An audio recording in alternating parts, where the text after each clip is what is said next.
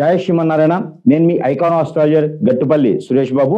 శ్రీ భక్తి మార్గం ఛానల్ ప్రేక్షకులందరికీ కూడా జయ శ్రీమన్నారాయణ. అయితే మనకి ఈరోజు ఉన్నటువంటి గ్రహాల యొక్క స్థితిగతులు, ఈ గ్రహాలు అతిపెద్ద గ్రహాలైనటువంటివి గురువు కావచ్చు, శని కావచ్చు, రాహుకేతులు కావచ్చు. ఎప్పుడో 16 మాసాలకు ఒకసారి మారుతూ ఉంటారు. అలానే చిన్న చిన్న గ్రహాలు ఉంటాయి. అది బుధుడు, శుక్రుడు, అలానే రవి, ఇవన్నీ కూడా మాసానికి ఒకసారి 40 రోజులకు ఒకసారి మారుతూ ఉంటారు, మండలం అంటారు. అలానే చంద్రుడు 3 రోజులకు ఒకసారి మారుతుంటాడు. అయితే ఇది అతిపెద్ద గ్రహం అయినటువంటిది బుధ గ్రహం. అలానే ఈ బుధ గ్రహం 40 రోజులకు ఒకసారి మారినా ఈ గురు గ్రహం ఉంటుంది. ఈ గురు గ్రహం కూడా చాలా అతిపెద్ద గ్రహం అన్నమాట. ఈ గురు గ్రహం మారిన ప్రతిసారి కూడా మనకి పుష్కరాలు, నదులకి పుష్కరాలు కూడా ఆరంభమవుతూ ఉంటాయి. అది ఒక్కటే మనకి సూచనగా పెనం గుర్తుపెట్టుకోవచ్చు. అయితే ఈ గురుగ్రహం, అతిపెద్దైనటువంటి గురుగ్రహం కూడా ఇప్పుడు మిథున రాశి నుంచి కర్కాటక రాశికి సంచరిస్తూ ఉంది. ఇది 2026 సంవత్సరం జూన్ 2వ తారీఖున ఉదయం 4:55 మిథున రాశి నుంచి కర్కాటక రాశికి గురు సంచారం అనేది అవుతుంది. ఆ తదుపరి రెండు రోజుల్లోనే, అంటే 3వ తారీఖు రాత్రి, అంటే 4వ తారీఖు ఉదయించే లోపున శుక్రుడు కూడా సంచరిస్తూ ఉన్నారు. అదే 14వ తారీఖు మరలా జూన్ 14వ తారీఖు రవి కూడా సంచారం జరుగుతూ ఉంటుంది. అంటే ఏకదాటిగా ఈ మూడు గ్రహాలు కూడా మనకి ఈ జూన్ మాసంలో మారడం అనేది అతిపెద్ద సంక్షోభం అన్నమాట. అంటే ద్వాదశ రాశుల వారికి మిశ్రమం, అలానే గోచార ప్రకారంగా చూసుకున్నప్పటికీ కూడా, దశ అంతర్దశలో చూసుకున్నప్పటికీ కూడా వారికి మిశ్రమ ఫలితాలు, అశుభ ఫలితాలు, మధ్యస్థంగా ఉండేటువంటి ఫలితాలు లేదా శుభ ఫలితాలు కూడా మనకి సూచిస్తూ ఉంటాయి.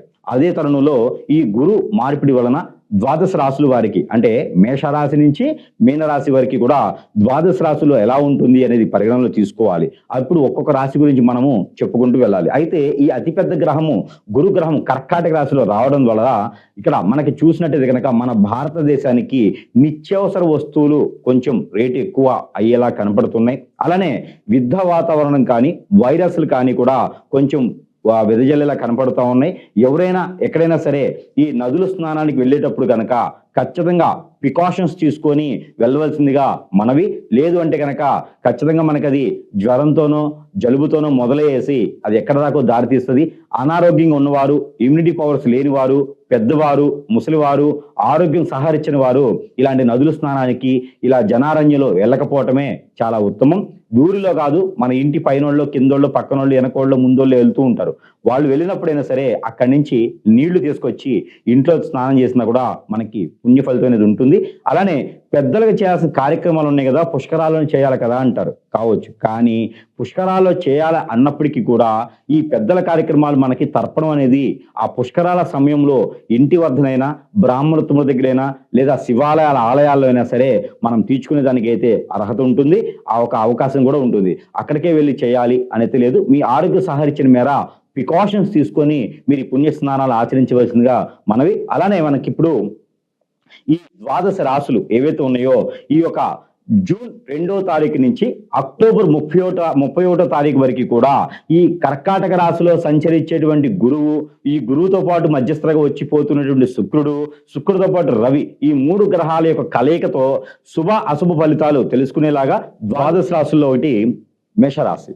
మేషరాశి వారికి ఈ యొక్క కర్కాటక రాశిలో సంచరించేటువంటి ఈ గురు భగవాన్ యొక్క శుభ దృష్టి ఎలా ఉంటుందంటే కనుక, మేషరాశి వారికి స్వత్వరంగా ఇప్పుడు శని భగవాన్ యొక్క అశుభ దృష్టితో కొంతమేర ఉన్నారు. ఎందుకంటే 12వ స్థానంలో శని భగవాన్ ఉన్నాడు కాబట్టి, 11వ స్థానంలో రాహు ఉన్నారు, అంటే లాభస్థానంలో రాహు ఉన్నారు కాబట్టి తొందరపాటు నిర్ణయాల వలన నష్టపోయేదే ఎక్కువ కనిపిస్తా ఉంది. దానితో పాటు ఇప్పుడు మిథున రాశిలో గురువు కాస్త కూడా కర్కాటక రాశి రావడం అనేది కొంతమేర అదృష్టమే. ఎందుకంటే 3వ స్థానంలో ఉన్నటువంటి గురువు 4వ స్థానంలోకి వస్తున్నారు. అంటే బంధుమిత్రుల దగ్గర నుంచి మీకు ఏదైనా సహాయ సత్కారాలు కానివ్వండి, అలానే విదేశానం ఆహ్వానం కానివ్వండి, మీకు జాబులు వెసులుబాటు కానీ, ప్రమోషన్స్ కానీ, ఇంక్రిమెంట్స్ కానీ, లేకపోతే విదేశాల్లో జాబులు చేయడానికి అవకాశాలు కానీ, జాబు మారేందుకు స్థలచరణ కానివ్వండి, మీరు ఏదన్నా ఇల్లు వాకిలి ఇలాంటి కొనుక్కున్నాడికి కానీ అన్ని రకాలుగా కూడా మీకు సానుకూల పడేటువంటి వాతావరణం లభ్యపడుతుంది. కాకపోతే ఒకటి, శని భగవాన్ అశుభ దృష్టి ఉంది కాబట్టి ఒక పనిని 1-2 సార్లు చేస్తే మీకు ఆ ప్రతిఫలం అనేది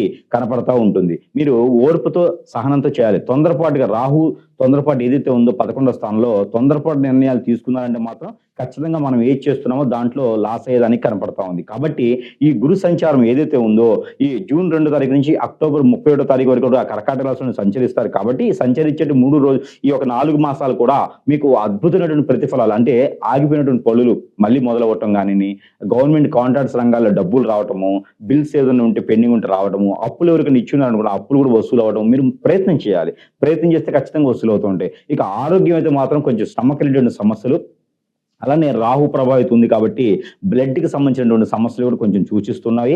అవైతే కొంచెం ప్రికాషన్స్ తీసుకుంటే సరిపోతుంది. అలానే మీకు ఈ గురు సంచారం వలన మీకు ఒక మంచి శుభదాయకమైనటువంటి ఒక విషయం ఇప్పటివరకు పుట్టిన తర్వాత మేషరాశి వరకు ఒక్కసారి కూడా పెళ్లి కాకపోతే పెళ్ళయ్యేటువంటి యోచన, అదృష్టము, అవకాశం 3 కలిసొస్తున్నాయి. కాబట్టి తూర్పు దిశగా వచ్చేటువంటి అమ్మాయి సంబంధము, ఉత్తర దిశగా వచ్చేటువంటి అబ్బాయి సంబంధం కూడా మీకు కుదిరేలా ఉన్నాయి. కాబట్టి ఆ మేర ప్రయత్నం చేయండి. వెల్ సెటిల్డ్ ఫ్యామిలీ నుంచి వచ్చేలా కనిపిస్తుంది. అలానే గురువుగారు చెప్పారు కదండీ ఆల్రెడీ పెళ్ళై ఉండి వారికి విడాకులు ఇచ్చేసి పెళ్లి చేసుకోవడమా, లేదా పెళ్ళై ఉన్నా కూడా మళ్ళీ పెళ్లి చేసుకోవడం లాంటివి చేయకండి. పెళ్లి అనేది జీవితంలో ఒకసారి జరిగితే భార్యాభర్తలు విడిపోయి ఉంటే గనక కలుపుకోవడానికి కూడా అవకాశం కనిపిస్తా ఉంది. జూన్ 24 తర్వాత ప్రయత్నం చేయండి.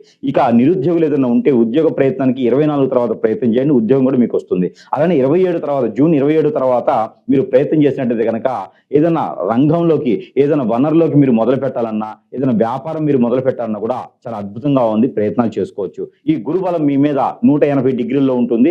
ఖచ్చితంగా మీకు అనుకున్న పనులు అయ్యేదానికైతే ఒక గ్రహానికి పరిమాణం వచ్చేసి 360 డిగ్రీలు. అంటే 160 డిగ్రీల్లో ఉందంటే కనీసం మీకు మధ్యస్థ ఏదైనా ఉంటుంది. మీకు ఆ పనులు అయిపోతాయి. ఎప్పుడైనా చదువుకొని ఎగ్జామ్స్ రాసి పాస్ అయి ఉండి జాబులు రాకుండా మీరు తిరుగుతూ ఉన్నారా? మీకు కూడా జాబ్‌లు వస్తే ప్రయత్నం చేయండి. ఖచ్చితంగా జాబ్‌లు వచ్చేదానికి ఎంతో కొంత జాబ్ ఏదో వస్తుంది. పర్టిక్యులర్‌గా నాకు ఇంతే కావాలని కూర్చుంటే ఏం చేయలేం. మీకు జాబ్ కావాలా అంటే మాత్రం ఖచ్చితంగా వస్తుంది ప్రయత్నం చేస్తే.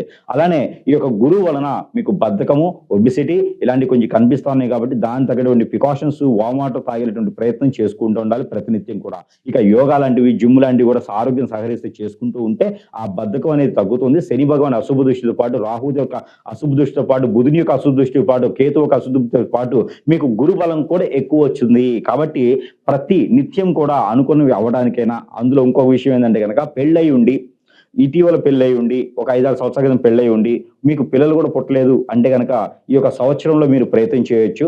జూలై మాసంలో మొదటి వారంలో మీరు ప్రయత్నం చేసినట్టయితే లేదా 15వ తారీఖులోపు మీరు ప్రయత్నం చేసినట్టయితే గనక ఎవరైతే పెళ్లి చేసుకున్నారో వారు మాత్రమే ప్రయత్నం చేయాలి. కాబట్టి ఈ ప్రయత్నపూర్వకంగా మీకు మంచి శుభప్రదంగా ఉండేటువంటి మీకు పిల్లలు కూడా పుట్టేటువంటి అవకాశం మీకు కనిపిస్తా ఉంది.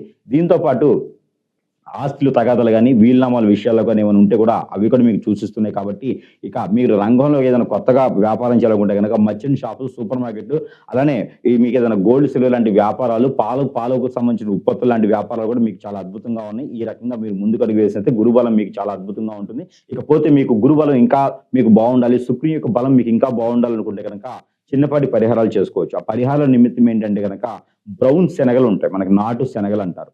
ఆ బ్రౌన్ శనగలు ఒక పావు కిలో తీసుకోండి. ఉలవలు, సజ్జలు, జొన్నలు, రాగులు, కొర్రలు ఇవి ఒక పావు చొప్పున తీసుకోండి. అలానే గోధుమలు కూడా ఒక పావు కిలో తీసుకోండి. ఇవన్నీ కూడా కలగలుపుకొని మీకు ఆరోగ్యం సహకరిస్తే మీకు సమీపంలో ఎక్కడైనా నది, వాగు, ఏరు, సెలయేరు, బ్రహ్మగుండాలు లాంటివి ఉంటే గనక అలాంటి వాటి దగ్గరికి వెళ్ళేసి లేదా మీకు సమీపంలో ఏది ఉంటే అది అక్కడికి వెళ్ళేసి ఇవన్నీ కూడా మనకి ఏదైతే పూర్వీకులు ఉన్నారో, ఏదైతే కాలసర్పదోషంగా ఉన్నారో వారందరి పేర్లు తలుచుకోండి. మీకు శ్రేయోభిలాషులు, ఫ్రెండ్స్, కొలీగ్స్ లేదా మీ ఇంట్లో బంధుమిత్రులు ఎవరైనా పెద్దవారు మీకు గుర్తున్నంత వరకు తలుచుకొని ఆ దేవుడి పేరు మీకు ఇష్టదైవాన్ని తలుచుకొని ఎలాంటి దోషాలున్నా, ప్రకృతి దోషాలున్నా, మీకు గ్రహ దోషాలున్నా, పితృదోషాలున్నా, కాలసర్పదోషం, నాగదోషం, కుజదోషం అన్నీ కూడా మీకు కొంతమేర ఉపశమనం పొందాలి. మీకు దాని వలన మంచి అనుకున్న పనులు ముందుకు వెళ్ళాలని చెప్పి నమస్కారం చేసుకొని అవన్నీ కూడా అందులో పోసేసి మీకు ఒంటి మీద 2 బట్టలు కూడా వడిచేసి వేరే బట్టలు వేసుకొని ఎక్కడైనా ఒడ్డు మీదకి వచ్చిన తర్వాత అమ్మవారు గాని, స్వామివారు గాని ఉంటే అక్కడ దీపారాధన చేయండి. మట్టి పిరమిదలో 2 ఒత్తులేసి ఆవు నెయ్యితో గాని, కోకోనట్ ఆయిల్‌తో గాని దీపారాధన చేస్తే గనక ఖచ్చితంగా మీకున్నటువంటి దారిద్ర్యం అంతా ఏదైతే ఉందో అదంతా కూడా పటాపంచలైపోయేసి గురుబలవాని కాక శుభదృష్టి మీ మీద ఉంటూ అనుకున్న పనులు ముందుకెళ్ళే దానికైతే ఆస్కారం ఎక్కువ కనిపిస్తా ఉంది. ఇక మీకు మీరే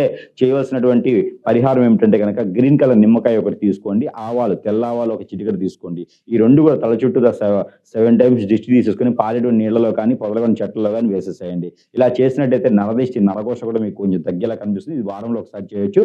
శని, ఆదివారాలు ఎప్పుడైనా ఏ సమయమైనా చేయొచ్చు. ఇంట్లోనే చేయొచ్చు, బయటైనా చేయొచ్చు. ఇలాంటి పరిహారాలు చేసుకొని ఈ గురుబలం కాస్త మీకు అదృష్టం ఉండాలని కోరుకుంటూ ఈ అక్టోబర్ 31 2025 సంవత్సరం లోపున మీరు అనుకున్నది సాధించాలని మనస్ఫూర్తిగా కోరుకుంటున్నాను. జై శ్రీమన్నారాయణ.